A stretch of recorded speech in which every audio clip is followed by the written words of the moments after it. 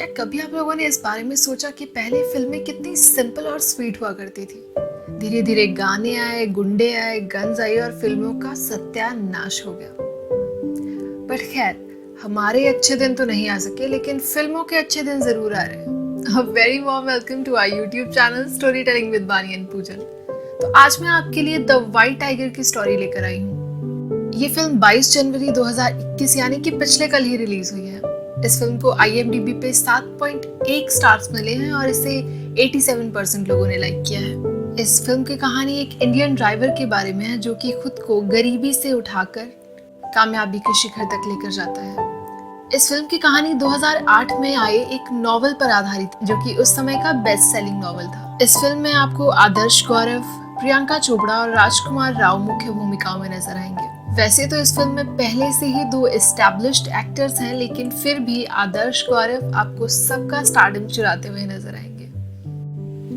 तो कहानी की शुरुआत 2008 में बैंगलोर से होती है, जहां की हमारी फिल्म के हीरो बलराम चाइना के प्राइम मिनिस्टर जियाबाओ को एक ईमेल लिख रहे हैं। इस ईमेल में वो इंडिया और यहाँ की कंडीशन को डिस्क्राइब कर रहे हैं और ये सब बताते बताते बलराम उन्हें अपनी कहानी बताना शुरू करते हैं।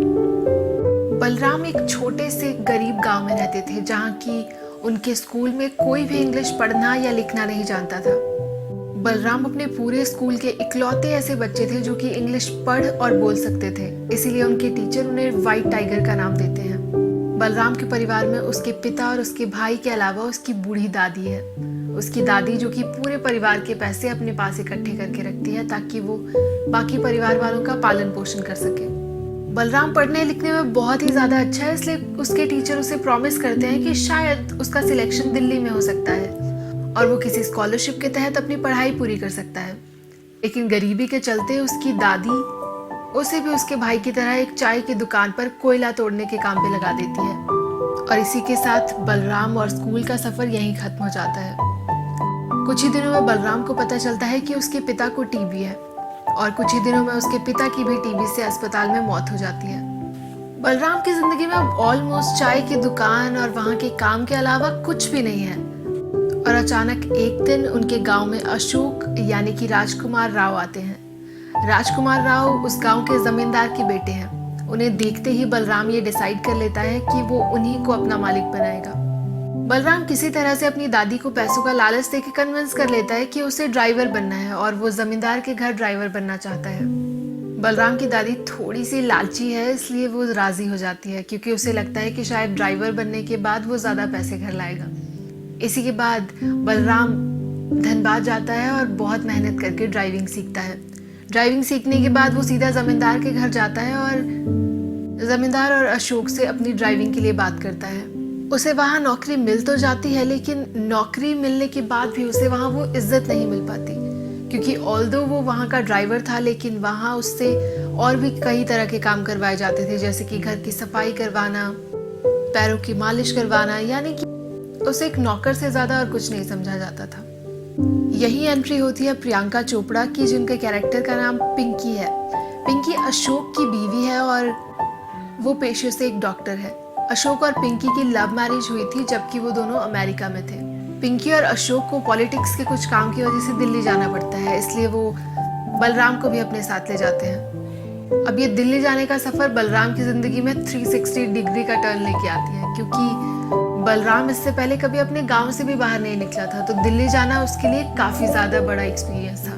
बलराम जैसे ही दिल्ली जाता है, बाहर की दुनिया देखता है, तो उसे समझ में आता है कि ऐसी बहुत सी चीजें हैं जो शायद उसे अपने आप में बदलनी चाहिए। मुझे इस मूवी में एक सीन बहुत ज्यादा इम्प्रेसिव लगा जब बलराम खुजाते हुए एक गेस्ट को चाय सर्व करता है। पिंकी इस बात पे बलराम को डांट देती है, तो बलराम बाजार जाके अपने लिए टूथब्रश, टूथपेस्ट और नए शर्ट, नए कपड़े लेकर आता है और अपने अतीत से ये शिकायत करता है कि क्यों उसे कभी किसी ने ये नहीं बताया कि किसी के सामने खुजाना गलत बात होती है, क्यों उसे किसी ने बताया नहीं कि पान खाना गलत बात है।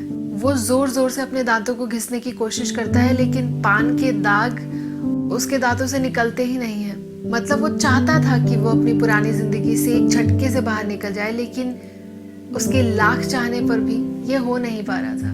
सब कुछ बहुत अच्छा चल रहा होता है कि एक दिन पिंकी का बर्थडे आता है। अशोक पिंकी को सरप्राइज देता है और वो दोनों पार्टी करने बाहर जाते हैं।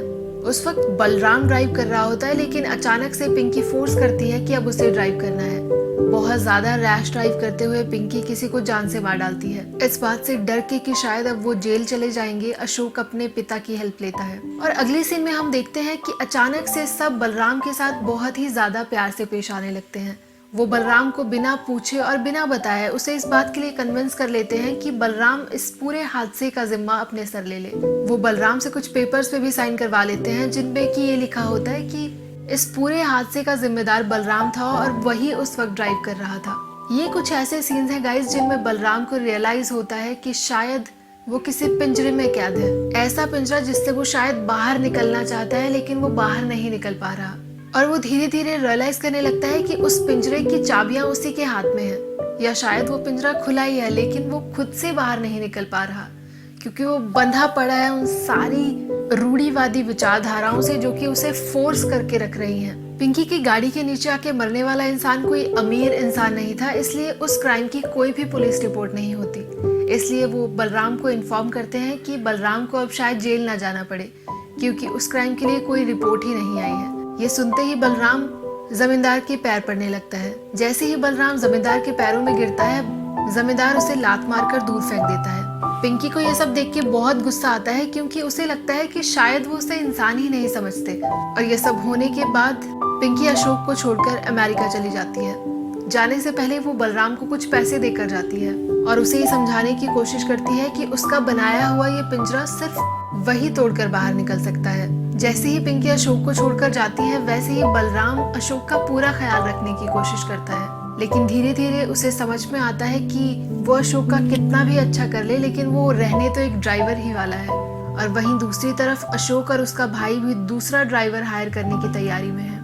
बलराम बहुत दिनों तक सोचता है कि आखिर उसको इस हालत में करना क्या चाहिए, और इन्हीं दिनों में उसकी दादी उसके भतीजे के हाथों उसके लिए खत भिजवाती है, जिसमें कि उसकी दादी कहती है कि उन्होंने उसके लिए लड़की देख ली है और उसे शादी करनी पड़ेगी। जिसके बाद कि बलराम और भी ज्यादा गुस्से में आ जाता है। इसके बाद बलराम कुछ ऐसा करता है जिसकी शायद हम पूरी फिल्म में उम्मीद भी नहीं कर सकते। बलराम एक बोतल तोड़कर अपनी गाड़ी में छुपा लेता है। वो देखता है कि अशोक अक्सर पैसे इधर उधर ले जाता है, वो पैसे जो वो कुछ पॉलिटिकल पार्टीज को देता था ताकि उन्हें टैक्स ना भरना पड़े। बलराम एक प्लान बनाता है कि वो अशोक को मारकर वो पैसे उससे लूट लेगा, और एक दिन जब उसे मौका मिलता है तो वो अशोक को जान से मारकर वो पैसे लूटकर भाग जाता है। पैसे लूटकर बलराम बैंगलोर जाता है और वहाँ व्हाइट टाइगर ड्राइवर्स की एक टैक्सी सर्विस शुरू करता है। फिल्म के अंत में हम देखते हैं कि बलराम पूरी कोशिश करता है कि वो अपने बॉस से बेहतर बॉस बन के दिखाए। वो अपने सब एम्प्लॉइज का बहुत अच्छे से ख्याल रखता है, उनकी हर जरूरत पूरी करता है, उन्हें पूरी इज्जत के साथ ट्रीट करता है और उन्हें कभी एहसास नहीं होने देता कि वो उनके नौकर हैं। और इसी के साथ हमारी फिल्म खत्म हो जाती है। अब आपको लग रहा होगा कि इस फिल्म में ऐसा खास क्या है कि स्टार्टिंग में मैंने इसकी इतनी तारीफ की, क्योंकि स्टोरी लाइन के हिसाब से तो आपको ये बहुत ही बिलो एवरेज फिल्म लग रही होगी। बट ट्रस्ट में, जब आप इस फिल्म का कैमरा वर्क, इस फिल्म के एक्टर्स की एक्टिंग, स्पेशली जब आप आदर्श गौरव की एक्टिंग देखोगे, आप 100% इस मूवी से कनेक्ट कर पाओगे। इस फिल्म की सबसे खास बात यह है कि इसमें कोई रॉकेट साइंस नहीं यूज की गई है, कोई बहुत ज्यादा लॉजिक्स नहीं यूज किए गए हैं। एक सिंपल सी बात, एक सिंपल सा कॉन्सेप्ट कि किसी का गुलाम होना कैसा हो सकता है, एक नौकर और एक मालिक के बीच का रिश्ता कैसा होता होगा, कैसा लगता होगा किसी को जब हम उस पर रौब जताते हैं। कुछ एक सीन्स में आपको एक मालिक और एक नौकर के बीच का कंपैरिजन दिखेगा, जिसमें कि बलराम अपनी लाइफ को अशोक के साथ कंपेयर कर रहा है। एंड ट्रस्ट में, अगर आप किसी प्राइवेट जॉब में हो, आप 100% रिलेट करने वाले हो। वहीं दूसरी तरफ इस मूवी में थोड़ी सी कमियां भी हैं, जैसे कि एक सीन में बलराम अपने घर पैसे देने से मना कर देता है। वो बहुत ज्यादा एम्बिशियस है, इसलिए उसे लगता है कि शायद वो एक विशियस सर्कल में फंसता जा रहा है, जहाँ की शायद उसकी भी अपने पिता की ही तरह मौत हो जाएगी अगर वो अपने परिवार का पालन पोषण करता रहा तो। और फिल्म के आखिर में भी जब बलराम अशोक को जान से मारकर भागता है, तो वो जानता है कि उसके भागने के बाद उसके परिवार के साथ क्या होने वाला है। वो जानता है कि उसके सारे परिवार को शायद जान से मार दिया जाएगा, लेकिन इन सब चीजों की फिक्र किए बिना बलराम वहां से भाग जाता है। ये कुछ चीजें थी जो मुझे थोड़ी अटपटी लगी, बट ओवरऑल आपको ये फिल्म काफी ज्यादा पसंद आएगी अगर आप सिंपल, डीप और इंटेंस मूवीज पसंद करते हैं। लेकिन अगर आप एक मसालेदार फिल्म वाली ऑडियंस है तो ट्रस्ट मी गाइज, ये फिल्म आपके लिए बिल्कुल नहीं है। Thank you so much, stay tuned, इस फिल्म को देखने के बाद बताइएगा ज़रूर कि आपके लिए ये फीडबैक, ये रिव्यू कितना वैल्यूएबल रहा। Thank you so much.